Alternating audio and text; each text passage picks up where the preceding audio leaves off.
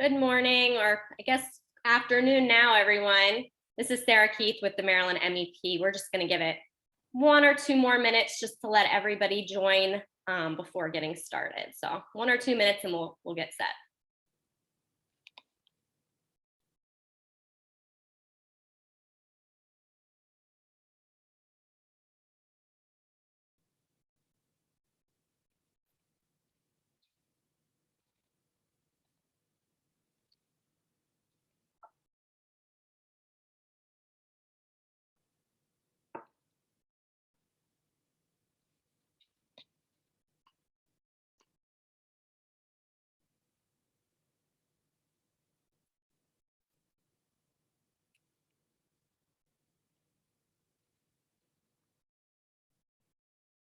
And again, if you're just joining, we're going to give it 1 or 2 more minutes before we get started, just to let a few more people jump on.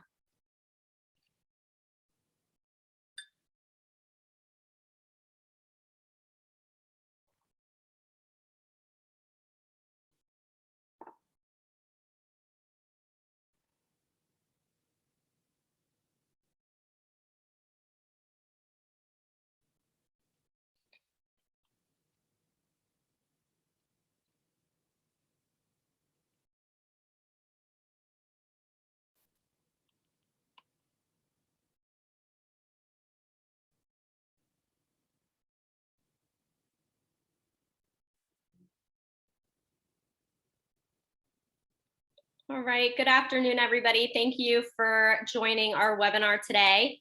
My name is Sarah Keith. I am with the Maryland Manufacturing Extension Partnership. Today is a webinar under our DCAP program. DCAP stands for Defense Cybersecurity Assistance Program, and today's topic is building a cybersecurity resilient environment.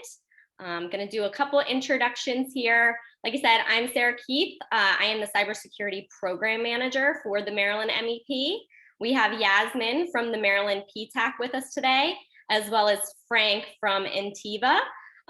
Before I kind of do a quick overview of who the Maryland MEP is and our services, I'm going to kind of kick it over to Yasmin to give a little debrief about who Maryland PTAC is and the services that they offer small businesses here in the state. Thank you, Sarah, so much for that introduction. Welcome everybody to this webinar. And I'd like to start off by thanking our partners at Maryland MEP and Ntiva for partnering with the Maryland PTAC on this very important topic. We do appreciate it. So I'll be brief. I'm aware there's a bit of static and feedback on my microphone. I do apologize, but mine is just a very brief introduction to the Maryland PTAC for those of you who may not be familiar with us. It is our mission to increase contracting activity between small business, prime government contractors, and local, state, and federal governments. So in essence, what that means is that we help you become successful government contractors, and our services are free to the consumer and paid for with your tax dollars. And the way we help you is via counseling, training, and we also offer a bid match service. In counseling, you will be assigned to work with an experienced procurement counselor who will counsel you on everything from government marketing strategies to how to handle email and marketplace, about all your certifications, and they can also help you with federal and state procurement, pre-post award audits, GSA schedule assistance, and pretty much anything related to being a government contractor. Next slide, please. In our workshops and training, I'm always adding new classes. At the moment, it's just via webinar. But you know, when we have a safer environment to learn in, we will go back to in-person events. And as you can see on the screen, here are some of the types of events that we will cover. We do a lot of basic training for contractors, but we also do a lot of outreach events. So you get the opportunity to meet agency contract officers and learn directly from them on how to be prepared to be a contractor. So those are some of the topics that we cover on there. And as I said, I'm always adding new classes, and you can find out about the classes on our website, which is mdptac.org, and just click the training calendar. Next slide, please. So the next thing you have to do, really, if you want help from us, is to go to our website. The link is on there and in the PowerPoint, which I believe you will also be receiving. And the only requirements we have is that you'll have a business that is registered in the state of Maryland, and you have a product or service ready to sell to the government. Once you meet that criteria, then we are more than happy to work with you. And you can see all our contact information there if you need further information. Next slide. And finally, just to encourage you to follow us, link with us on social media. We are very active. We have a lot of our recordings of our classes on our YouTube channel, and we'd love to connect. So thank you all again. Perfect. Thank you, Yasmin. All right, so I'm going to share just a little bit about the Maryland MEP before we get started. Maryland MEP, like I mentioned, stands for Manufacturing Extension Partnership. We are an independent nonprofit here in the state of Maryland that delivers programs and services to our manufacturing community. We do that in partnership with federal, state, and also local government agencies. As you can see from the map, we are part of a larger national MEP network. There are 51 MEP centers across the country. So every state has one, plus Puerto Rico, and we all have that same mission to go out and work with our small to mid-sized manufacturing companies. Here in Maryland, we have about 4,000, give or take, manufacturers. And I'll kind of jump to the next one. Oh, sorry, a little too fast there. And we provide services and solutions for those 4,000 manufacturers and defense contractors here in the state. Our overall mission is to support the growth of manufacturing by making manufacturers stronger, smarter, more profitable. And we do that through services and programs in these 5 key areas. First being strategy and growth. That can be either identifying new growth strategies, market diversification, new product lines, working with the C-level to really grow your business. Talent and workforce, everything from HR development to training courses. We also have some workforce grant programs as well as an apprenticeship program. Technology and cybersecurity, our DCAP program lives here, as well as the content around cybersecurity that we do on a monthly basis. And then supply chain and defense. This one's a pretty active one for us, especially with our manufacturing community. If you guys are looking for new products to fit within your, products, or even expertise, what's nice about the national network is if we can't find it here in Maryland, we have 50 other counterparts that we can call to kind of find you the resources that you're needing. And then lastly, we have our process and innovation services. This is things like lean, quality, ISO, Six Sigma. We can definitely put some programs and we have services in that bucket as well to serve our manufacturers. So our Defense Cybersecurity Assistance Program is the main offering that we have in that cybersecurity bucket. Our DCAP program provides education, like we're doing here today, as well as resources and funding to our Maryland defense contractors as they're complying with their cybersecurity requirements. So that can be their DFARS and NIST 800-171 requirements, as well as prepping for upcoming CMMC requirements. Our DCAP program is funded by the DoD, specifically out of the Office of Local Defense Community Cooperation, old CC, and we are partnered with the Maryland Department of Commerce to administer the program. As a part of the DCAP program, we are doing education, so keep an eye out for more topics to come across your email. Today's webinar topic is being put on in partnership with the Maryland Department of Commerce, as well as the Maryland PTAC, and our presenting partner today is Ntiva. We'll be doing webinars on the DFARS requirements, as well as the CMMC updates support, as well as to kind of diving deeper into the CMMC requirements. A little bit more about today's topic. What we like to do on these webinars is kind of take chunks of the requirements and lay them out in an easier way to understand. So today's going to focus more around access control, alerting, auditing, logging, the role of a SIEM, and then kind of going over where small businesses are struggling right now to meet these DoD cybersecurity requirements. So MFA, GCC-High is a big conversation, whether it's required to go there, appropriate to go there, when is it okay not to migrate to GCC-High, as well as talk through vulnerability scanning, patch management, and identifying your protected data. So identifying that CUI, or if you have CUI at all. So with that, I'm gonna hand it over and thank our presenting partner, Ntiva. So Frank, go ahead and take it away. And while Frank is pulling up his presentation, I do just wanna say, if you guys have questions through Frank's presentation, don't hold them till the end. Feel free to put them in the chat or Q&A function. I'll be monitoring that throughout the presentation, and I'll be interrupting Frank as he moves through his presentation to get you answers to your questions real time. You can save them to the end, but again, I would urge to get those questions answered real time. Go ahead, Frank. Great, thanks, Sarah. Before I start, you can see my slide, right? All good. Perfect, thank you. So yeah, as Sarah said, we're going to go over a bunch today. I have a lot of content to cover. I plan on doing it relatively quickly. The idea is not that you walk away with a particular expertise in any given thing that we're going to talk about, but that you start thinking about all these things, because it's a journey from getting wherever you may be today to getting to the point where you are in a completely compliant environment. So I want to go over a lot of things. As Sarah said, feel free to jump in if you have a question. It's perfectly acceptable. So today, we'll talk just a little bit about where we are in the federal space. I know CMMC is kind of our driving thing here, but a lot of what I'm going to discuss has nothing to do with CMMC. It's cyber resilience in general. Oh yeah, and by the way, this is going to help you check those boxes.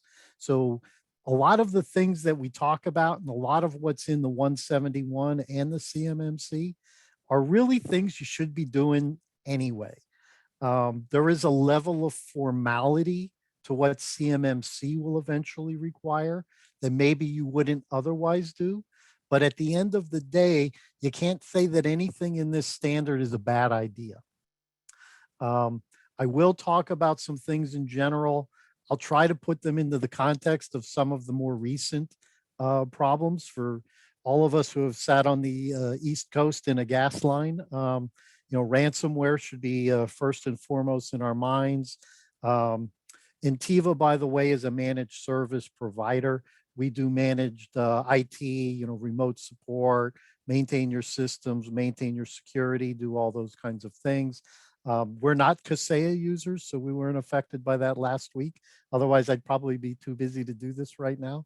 But, that's all part of it. Tracking what's happening in your environment, and we'll go from there. I didn't do it as part of an intro, but I spent more than 20 years as a federal contractor, mainly in defense and mainly with small and mid-sized businesses. So believe me, I feel your pain. I was a CIO at a company that was less than 100 people when I joined it. We ended up selling to one of the large defense contractors when we crested about 500 employees. I feel your pain. This is going to cost money, and it's going to be a little upsetting to some maybe of your more informal practices. And that's kind of an entry point into how we'll talk about where businesses struggle. So I know this is a very broad generalization, and you're going to sit there and go, well, that's not me. It's fine. It's okay. It doesn't really matter. But the way things have gone in the last 8 to 10 years, companies have been migrating what they can off premise into the cloud. Maybe you've got some type of a hybrid structure, but we're not talking about dozens and dozens of servers behind a firewall and in a LAN room, and that's your typical company anymore. Understanding that many of you are manufacturers that will use a slightly different business model than maybe the way I'm going to talk about it. It'll still apply. The costs are still there. The way of distributing them and accounting for them in the federal space largely still applies. Even if you do have a large on-premise infrastructure and people do work in the office, the way things are, what, 16 months into COVID, we still have a lot of folks operating remotely. That's likely to continue for the time being. I know that this is, something that's up in the air for everybody. The cost discussion I'm going to show you is based on a representative company. And again, it may not exactly apply to you, but you'll see some similarities. And like I said, we started out with really talking, the purpose of being here is to talk about CMMC and government contracting and that kind of stuff. So let's get that out of the way. There are a ton more requirements that you want to make sure you're aware of and that you're keeping track of. But the 4 that I listed right here are really the top ones. 3 out of the DFARS, 2 of those came into effect on November 30th of last year. DOD is enforcing this. This is not something that you're going to just sign your contract and get away with. They're going to start asking for these system security plans, the plan of actions and milestones, and your incident response plan. You're going to start uploading those at some point in the future. Going through the motions so that you can check the box is not going to get you compliant, and it's not going to get you that DOD contract. My final point on this slide says puts your federal dollars at risk. These requirements are loosely across the federal government, but they're being more specifically enforced, monitored, and CMMC is a DOD requirement right now. You can expect to see that expand. Looking into my crystal ball, I would say DHS, because they've already indicated that they like CMMC and conceptually may adopt it, but they're likely to be next in line. CMMC citations have started showing up in GSA contracts. It was in Polaris even at the end of last year. It's not a mandatory thing because CMMC is still evolving and the certifications aren't there yet, but they're recognizing that it's going to be coming down the pike. It's not going to go away. All of these ransomware attacks, the supply chain attacks, SolarWinds, started it back in December, but we've seen dozens of these things happening. The Biden administration has put more emphasis on supply chains. There's been more funding going to CISA as the executive agent to keep track of cybersecurity for the executive branch. I mean, this is just going to keep going. There is pushback, obviously, from the defense industrial base. I think you'll continue to see some changes to the process. But if you think that by going to your senator or your congressman, you're going to have success in getting CMMC squashed, I don't think it's going to happen at all. So like I said, in general, what we would want to do is we want to get you more cyber resilient. We want to make it so that you are in a better position. And if you can turn around and check that box for the government and get that CMMC certification, then that's all the better. Everything you do will contribute to getting you there. There's been a lot of pushback and a lot of companies have said, well, this is going to make me, not price competitive. Well, the short answer is in the DoD space, it's going to be a wash because your competitors are going to be doing the same thing. With the original 800-171 requirements, which are 3.5 years old now, that's been mandatory for a while. If you elected to do it and your competitor didn't, then you could say, well, I was at a cost disadvantage. CMMC is going to level that playing field. And quite frankly, even for your non-defense, non-federal clients, being able to say, I do certain things to protect your information to your non-DoD clients is going to be a competitive advantage in my opinion. So right now, you have 3 options. You can wait and see, you could be the early adopter, and of course, we're seeing everything in the middle. Wait and see, I think, is a bad idea. You want to definitely get this process started. Spread out the costs, spread out the changes that are going to be made to your environment, and do it over the next year, 18 months, whatever you think you need to take. The early adopters, you know, you're going to spend some money up front. There might be some changes later on. I would kind of drag my feet on some aspects of what's happening, but I would definitely approach it from a, this is something I'm going to do. I will take 2 seconds and talk about the threat landscape. APT is Advanced Persistent Threat, and UNC is they're uncategorized actors. These are nation states or organizations that are protected by nation states. Your threat now is no longer 2 kids that steal your credit card and buy sneakers on Amazon and have them shipped to their house.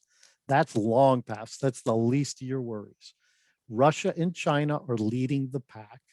They are targeting NGO, the defense community itself, the federal government, and DOD. We saw it in SolarWinds. We've seen it in every single one of the attacks. There rarely goes by a month that I don't see something that affects any of those categories above. And they are targeted attacks at those specific communities. You in the defense industrial base are part of that by association.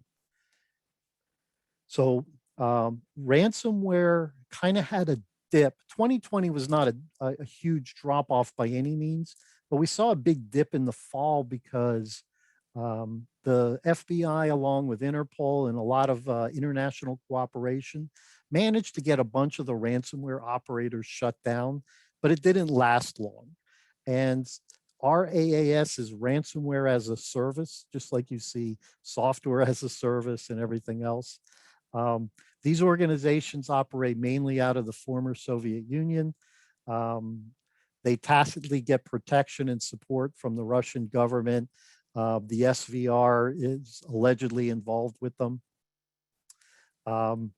They're taking 20 to 30% of the ransomware, and they provide the infrastructure for it.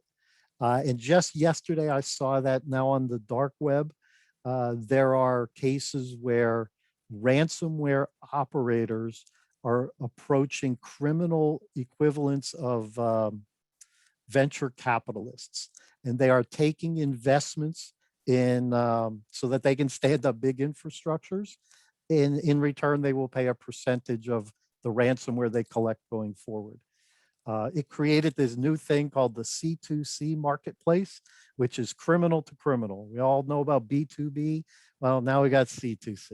And it's a sad state of affairs when in fact that we gave an acronym to it. Zero-day attacks are way up in 2021. Things are being identified on a much more frequent basis. There is less downside for an organization to say, I have a vulnerability, but the hackers are taking advantage of them right away. And so being on top of it, you got to be monitoring, you got to be patching your systems. This remote work environment that we've stayed in has made it harder to do vulnerability management, which means you are an increased threat from all these attacks, including phishing attacks, way up this year.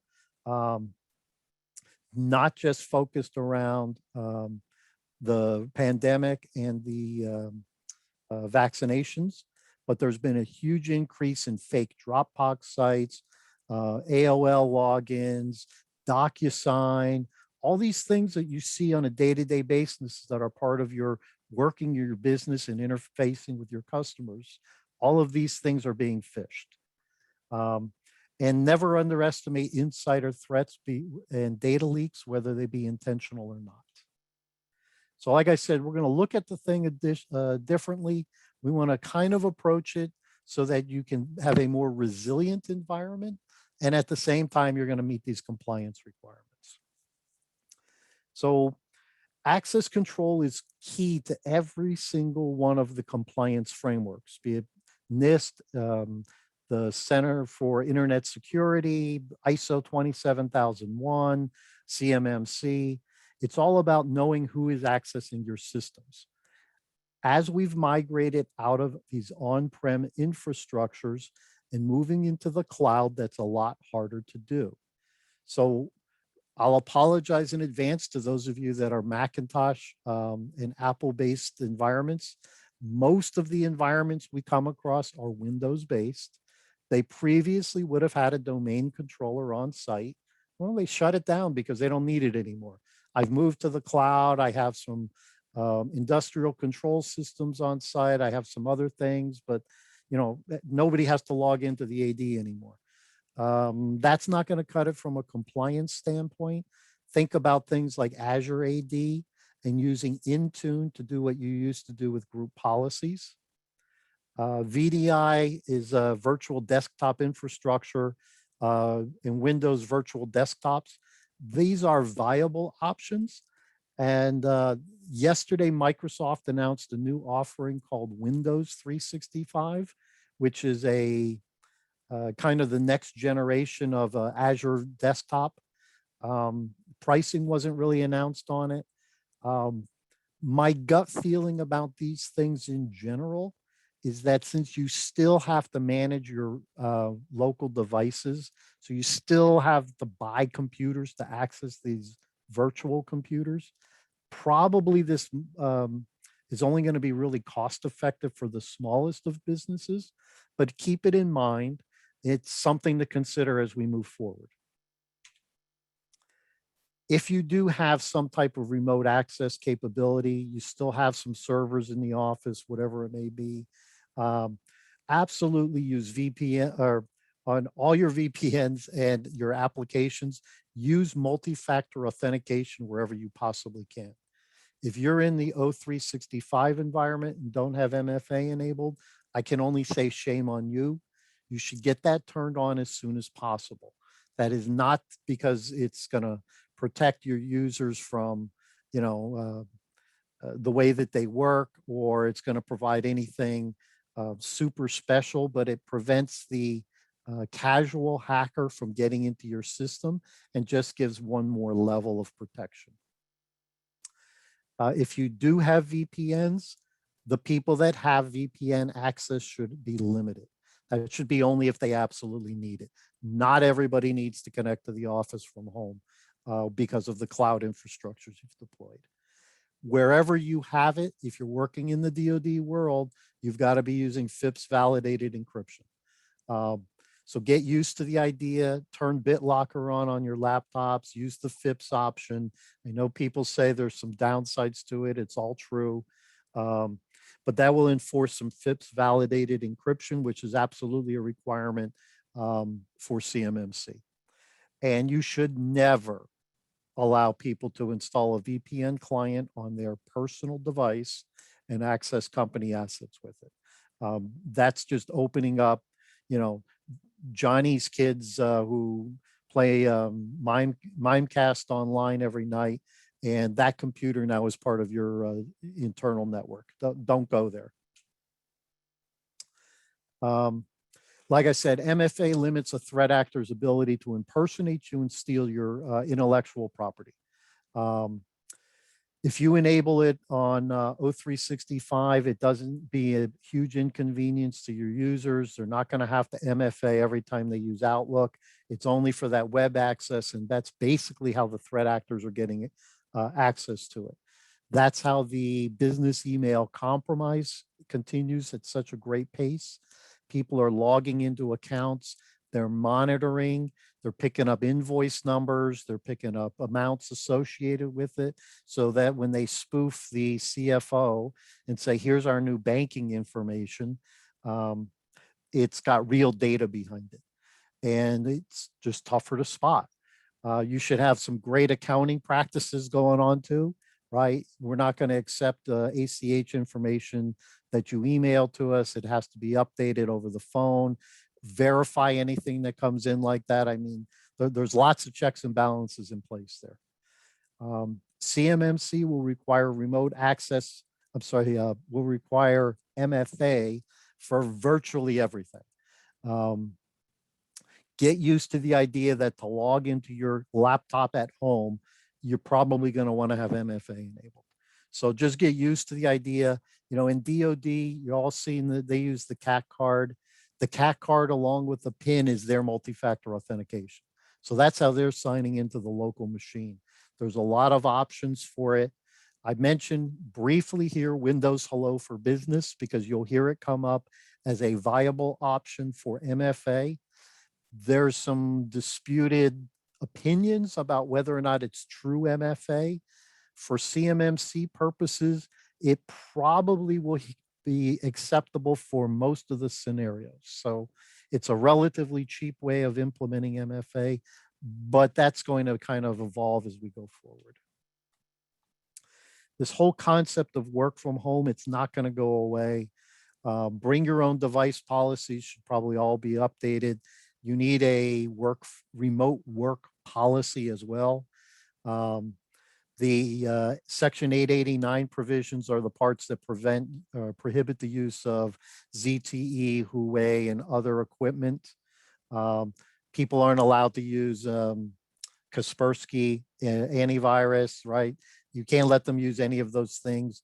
It's hard to enforce if it's part of their like home environment. But at the same time, if you at least put it into writing, you can say, we told people not to do it. They certified they weren't doing it. We've learned that after all these months of remote work, vulnerability management is a lot harder because people aren't connected to the office. They're not in one place. GPOs used to be the mainstay with your on-premise Active Directory. If you still have it, they don't really work until you connect to the VPN or go to the office. Windows keeps cached passwords for an awful long time. So even if you change your network password, if you haven't connected to the network, it hasn't really synchronized itself. I'll say some really general things about auditing and logging. There's probably a dozen requirements or so in CMMC that talk about it. They all contribute to the same basic theme though. And most small businesses log everything they possibly can and never look at it till something breaks. They overwrite logs pretty frequently because I don't want to give up all that disk space. Your licensing with O365 in Azure will determine how long your logs are maintained. Typically it's 30 days, could be as much as 90, but there's some aspects there that are only kept for 7 days. So if you have an incident, it takes you 8 days to discover it. You may never even go back and be able to recreate anything on it. And key to this whole thing is what do you do? Hopefully you didn't just see my pop-up about I have to reboot. That's my vulnerability patching happened last night, I guess. How do you determine when your audit logs fail? Very important. From a security standpoint, obviously you want to monitor everything in your system, but security logs need to be monitored 24/7.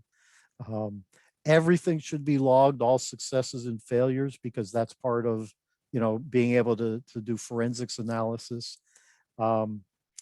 Events, I mean, you're talking a typical company could easily generate, 50, 100,000 or more events per day. There's no way you can effectively get through all of that. And yet you have compliance requirements that say you have to correlate those events, look at those events, monitor those events, and respond to them. You have mandatory reporting requirements under the DFARS. That's a 72-hour to notify them of any particular incident. Doesn't mean that it's necessarily a compromise. It includes possible compromises.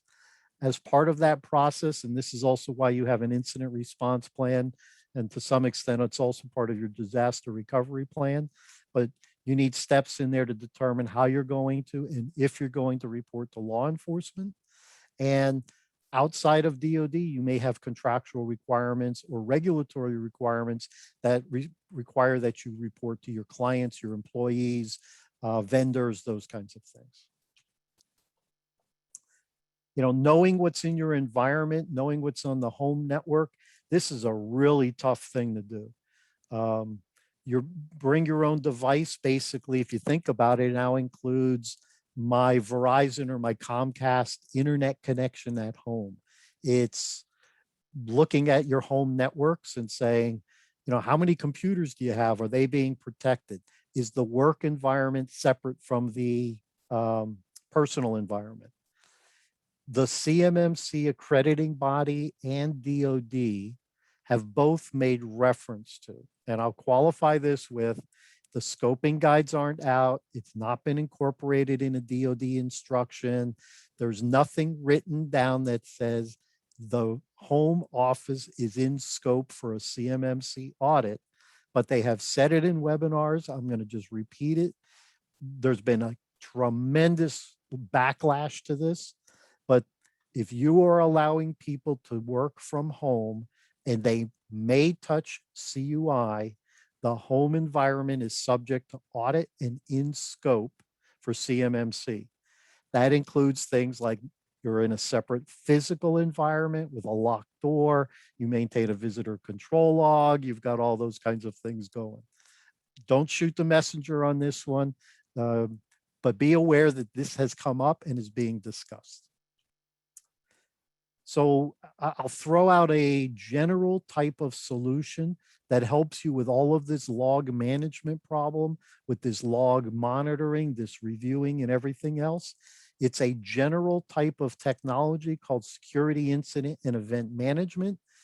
You'll see it as SIEM, like I have it spelled on the slide. I've seen it SEIM, and I've also heard it pronounced as SIEM. So all of that means the same thing. These are software tools that you can deploy that you interface, and basically they ingest all these logs that are being created. They pull it all into one place. And a new CMMC requirement is that all your logs be stored in a central location. They do that for you. You get 24/7 monitoring with it. It's an awful lot more. It's an awful lot more stuff that happens, and it all happens in the background, and it's a lot cheaper than hiring 5 people to do it, which is basically the amount of effort that you would probably have to expend to do that. The other thing that it does is it flags all type of suspicious activity. They do learn as they go. You know, creating 10 new user accounts on a Saturday at 3 a.m. is probably suspicious and probably should be looked at. Creating 10 new users on a Monday morning at 8 o'clock is less suspicious, for example. Logging in from Virginia, perfectly reasonable. Logging in from California, perfectly reasonable. Having 30 minutes or 60 minutes between those two events, that's an indication of compromise. That's the kind of stuff you want to flag.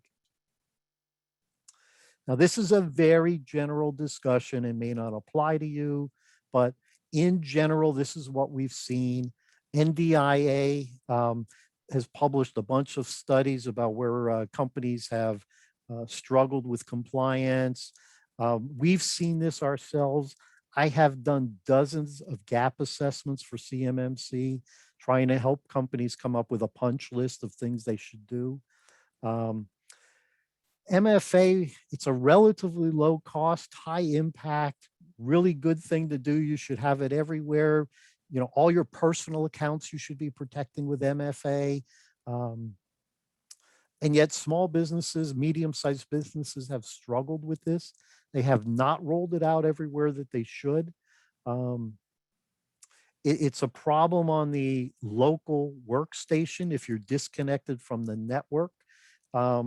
But it is a requirement for CMMC. It requires a little bit more to configure it for all of that. So like I said, use it everywhere you go. Excuse me. If you have an option for an authenticator app over text messaging, you should use it because cell phones can be hacked. Text messages can be hacked. There is one school of thought that says that even the push where you get the one button, you know, just tap it and go, shouldn't be allowed because people are too casual about my phone beeped, I'm going to reach over and tap it. But you should be using an authenticator app, typing in the 6-digit or 8-digit code, whichever one it does. You should never have accounts that can be set up through an MFA bypass. That's a security risk. And everybody should be using complex passwords. 8 characters with, you know, the 3 kinds of complexity doesn't cut it. I tell people, I think a bare minimum is 12 with all 4 categories of complexity. And personally, I think you should go more than that.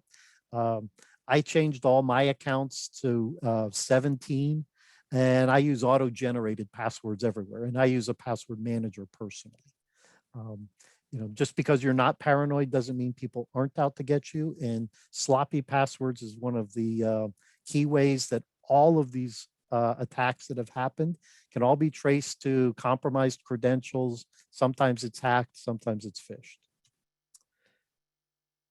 We could probably talk for the hour and a half on just about identification of protected data, but I'm going to gloss over this and say National Archives is the executive agent. Go to their website. There's about 125 categories of CUI.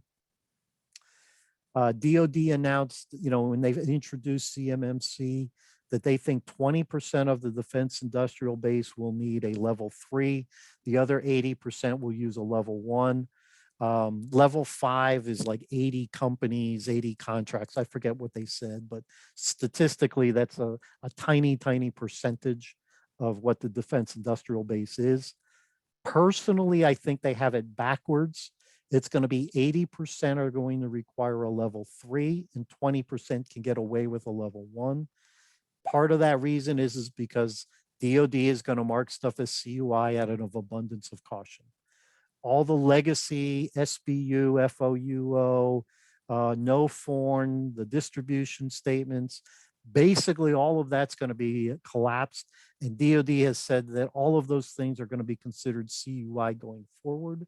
So the bottom line is I think you're going to see a lot more CUI. I think you're going to see the DD-254s with the box checked that CUI may be received or generated under this contract. So you might as well be CMMC level 3. The other thing we have seen is, and this is again part of the supply chain risk, there has been a huge amount of flow down. Companies that do not have to necessarily flow down a requirement are erring on the side of caution and say, here you go. We have CUI in our stuff. We're going to force our supply chain to be CUI. That has been flowing down to vendors that are basically even raw material vendors, that they're saying, why do I have to be this? What's this CMMC thing? And it's because the supply chain, at the top of the supply chain, they want to be able to go to DOD and say, our entire supply chain is CMMC level 3. So expect to see more of it. And we're seeing it in the private sector as well. It doesn't have the same regulatory framework type stuff to it, but companies are going to their suppliers and saying, we want to understand what you're doing to protect our data if it's in your environment, and we want to understand what you're doing to prevent malicious software from your environment coming into our environment. GCC-High has been a huge discussion item. Everybody said, well, the only way I can be compliant is to be in GCC-High. That is not true. There is no explicit requirement to do it. It is true that answering some of the questions will be easier if you're in GCC-High, because Microsoft in that environment says, it's cleared for impact level 4 data. You can have your CUI there. But it isn't going to be for everybody. It is more expensive. The limitations it has are in the collaboration it has with people that are not in GCC-High. So this is really going to boil down to a business decision.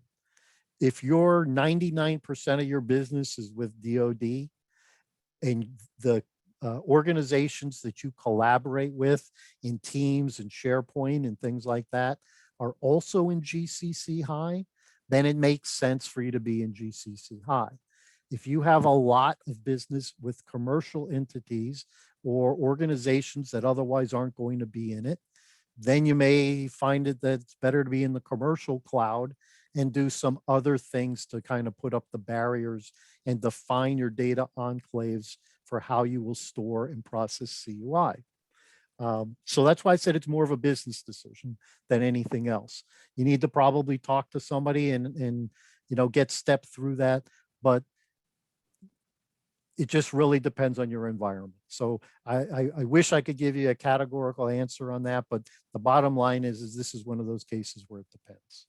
Hey, Frank, I'm going to interrupt real quick. We got a couple questions. Yep.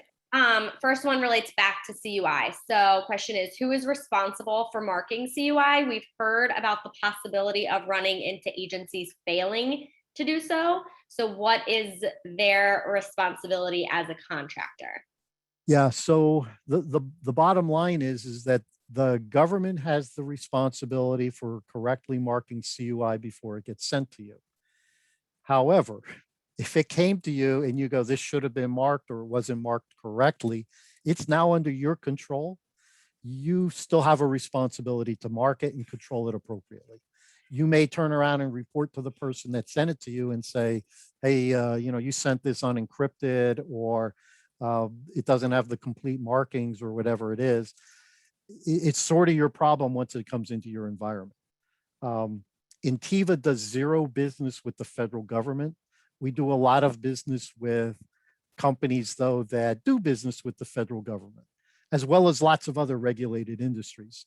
And I routinely receive CUI just by virtue of who I interface with. I get it from, I've gotten it from DCSA.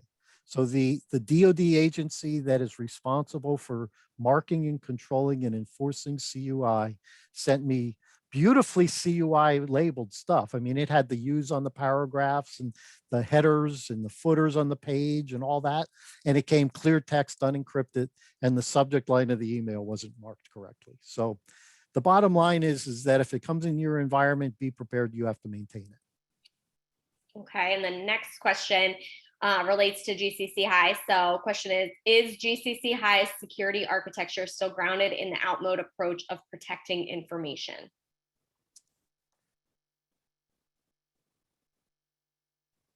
Could you read that one again for me? Sure.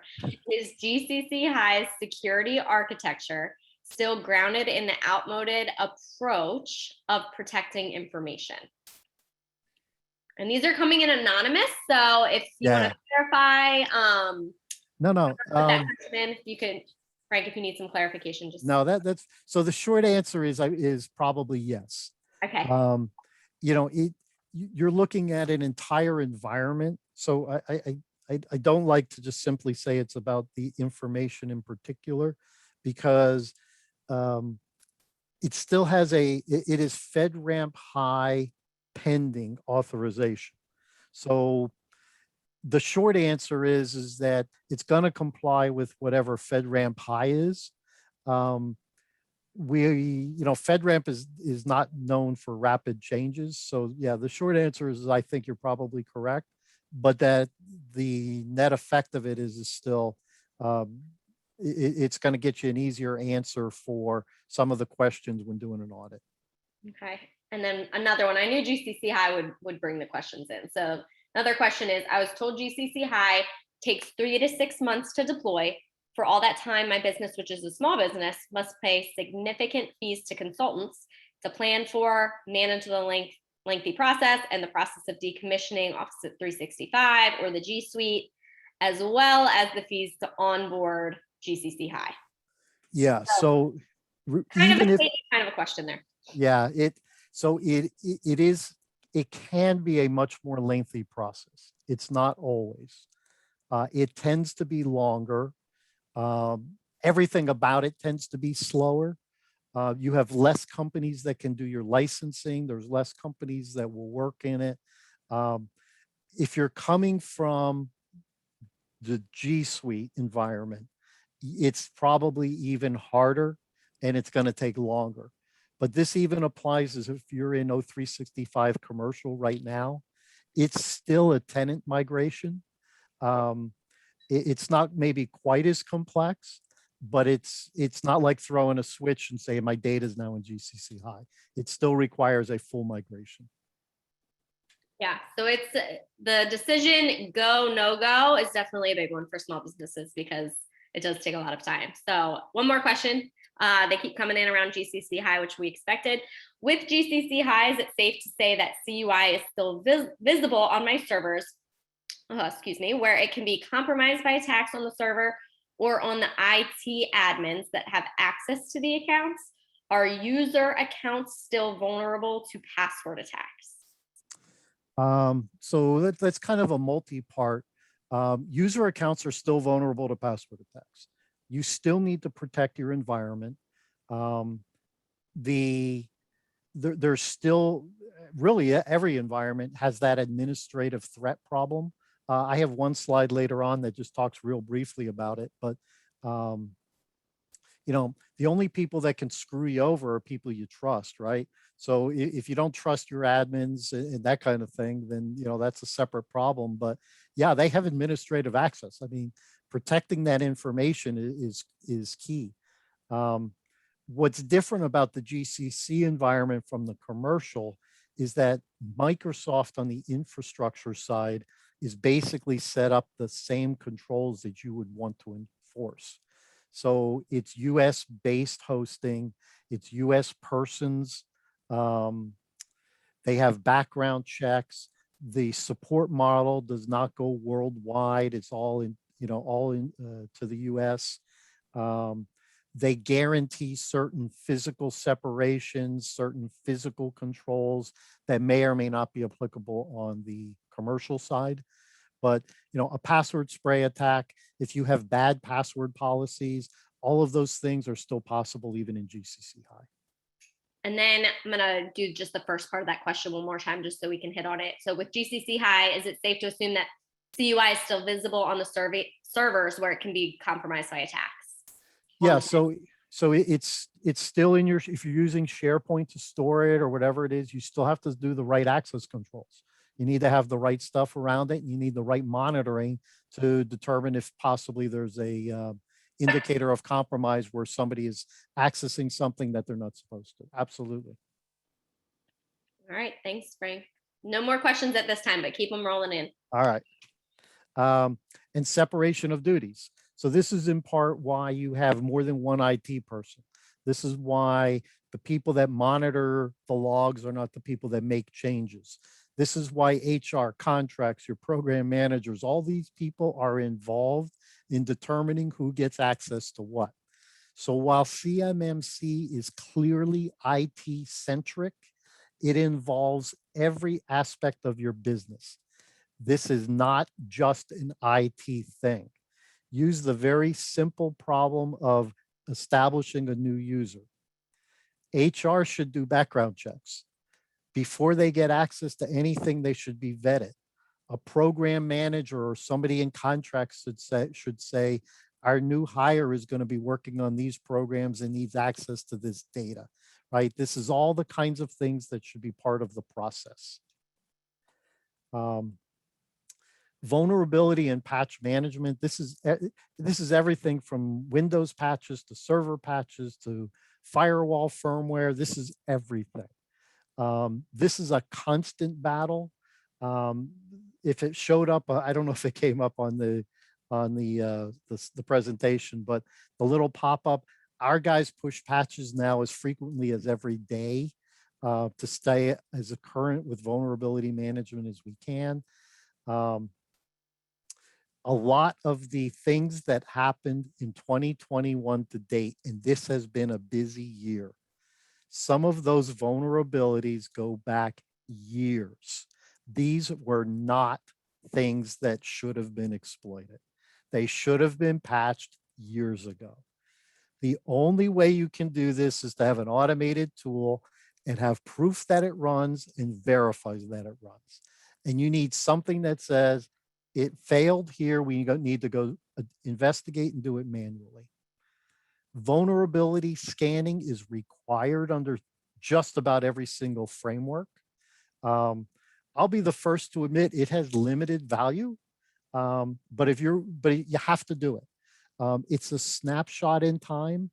The very next day, you could have something vulnerable got installed on your system, you didn't know about it. But being able to keep up with it, this is actually a mandatory requirement. It is much harder to do with people in remote work because you're not scanning the same thing that you used to scan. The last thing I go over, and this keeps us almost right where I want it to be on time. I'm a little slow, sorry, Sarah.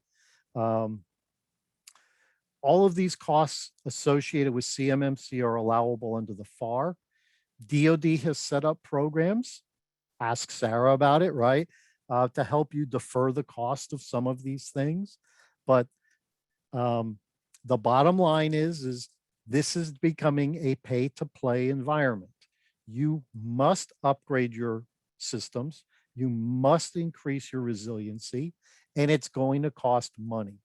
And like I said, this is not just DoD, expect it across everywhere. And I virtually can guarantee that your non-federal clients will start asking the same system, the same questions. They want to know ahead of time. And if you ever have filled out a cyber insurance application, if you did one a year ago and you're doing one today, you'll notice that it's 10 times longer than it used to be. Before they will underwrite you, they're going to ask very intrusive and very specific questions. And they may include running a scan of your network that says, we looked at some things, we see this, come back to us when you're insurable. So this is CMMC specific now. Some rough costs. Now, these are just, spaghetti on the wall numbers. This is if you elect to outsource it, right? You can do all these things internally. You don't have to pay anybody to do it. You can do this internally with your current employees. Your SSP and POEM is required under certain, under your DFARS 7012 and 7019 clauses right now today. So expect that to be somewhere in that $10,000 kind of shock group range if you have somebody do it for you. The 17 policies I mentioned here, that's if you're going to have somebody write 17 policies for you to meet the 17 families within CMMC. But again, you may have a lot of that already done. It's existing policy, it's everything. It might be in your employee handbook, it's all over the place. An incident response plan is required and a tabletop exercise is required. And that's where you actually execute your incident response plans. And then I just have this placeholder there. And it may be zero, it may be this 50,000, it might be more. But you may look at it and say, I've got to get rid of my, I'm using my Cox or Comcast or Verizon firewall. I need a business grade firewall. Or I'm using the same WAP, excuse me, the same WAPs in the office that I use at home. It's the basic Linksys kind of thing. I'm going to have some migration costs. It may be a GCC cost, right? Anything there. So that's just a placeholder to help the math work for me. And then there's going to be some recurring costs potentially. Maybe you're going to have endpoint detection and response. You don't have it now.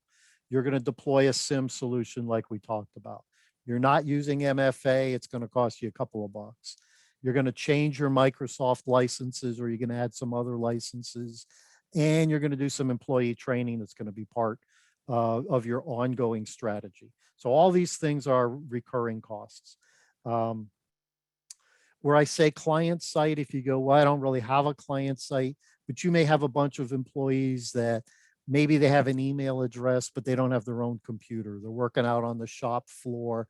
They have access to systems, but they don't have dedicated systems, stuff like that. So that's where it's a little more transportable. So this is a very DoD, more services company oriented. I admit that, but this is basically saying I've got a mix of people, 50 people on my corporate site. I then have 100 people work on government sites. This could be shop floor, whatever it is. Builds up the costs. This is a very allowable FARS common way of doing it. If you don't really do this because you're more manufacturing, you're service oriented, but it's milling, it's CNCing, it's that kind of stuff. You'll have your own sort of cost model, but this I want to use to illustrate that even incorporating those costs, and and I showed some real significant numbers there, right? You sit there and say $50,000 in upgrades. It's real money. Don't get me wrong. You're going to have to write a check for some of this stuff. Or do it yourself eventually, but the impact is not that great. So using a kind of traditional way in the cost type modeling, and you may have done this, by the way, if you did a GSA schedule cost submission, this is a common way of showing how your costs are built up. The wrap rate that I generated for the corporate site is 2.43 and the government site 1.86. And that basically says if I pay somebody $10 an hour, it's actually going to cost $24.30 an hour by the time I factor in overhead, fringe benefits, profit, licensing for software, and all those kinds of things. So that's the wrap rate model for it. So this would be kind of a current cost. I made this up, by the way. This is the exact same company, but with the extra costs added into the overhead line. So all of the money that was in that recurring cost, all of that upfront kind of money that we talked about, it's reflected in here. And if I want to maintain the same dollar profit for both labor pools that I established, I'm going to raise my wrap rate from 243 to 244. And as a result of that, it's going to make a marginal slight reduction, about 1/10 of a point on the profitability. So it is not a huge impact to the bottom line. And from a cost standpoint, if you were doing cost type contracting with the government, your wrap rate would be trivially affected. And remember, your competitors are going to be doing the same thing. So I'll wrap my piece up by saying, think about it from the standpoint of, I need to fix my environment. I need to be more resilient. I need to do a better job. I don't want to be one of these companies that's down for weeks because they got hit with ransomware. I don't want to have to deal with lawyers going back and forth on who is responsible for business email compromise. I don't want to have to deal with paying a ransom. I don't want to have to do all this kind of stuff. And by the way, all of this will contribute to getting you CMMC certified. At the end of the day, just rethink your approach. Don't think about checking the box and do the bare minimum. Think about making your environment better. There are tools that would have blocked all these recent ransomwares. And when I look at it and I go, why didn't they have this deployed? You know, if you're sitting there right now using traditional antivirus, you're vulnerable to all this ransomware. You need to rethink your solutions. And through that process, you can do it better. So that finishes my part. Sarah, if you want to steal it back. Perfect. Thanks, Frank. I don't have any open questions in the Q&A, but if you guys have any last minute questions, go ahead and throw those in there now. And we can have Frank answer any questions on these topics or anything else in general. This is your time to kind of put those in there.